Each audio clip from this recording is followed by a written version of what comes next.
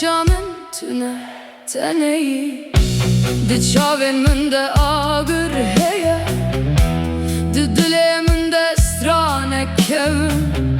Ez keçika vê welatê me me, bi dengê xwe ez dibim şev. Ez bang li asman dikim, navê te dibêjim. Dengê tembûrê ji dûr tê, dilê min birêz û govend dike. Ez keça çiyanım, keça bayê me, dengê min di nav gundan de tê. Li ser rêya hezkirinê dimeşim, bi stranê ez azad dibim.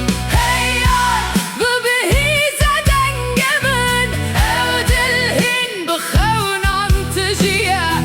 Ez dibêjim bi hemû canê xwe, ev jiyan ev straniya min e.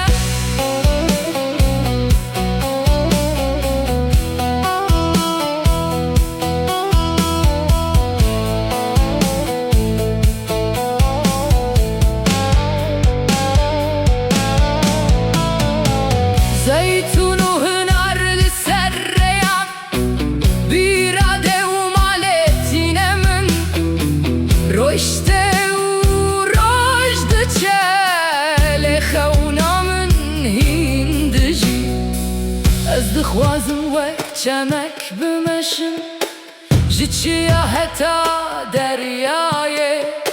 Ez naxwazim bêdeng bimînim, dengê min bila bigihîje her cihê. Hey lele, govende bigirin, hey lele, destan bilin bikin.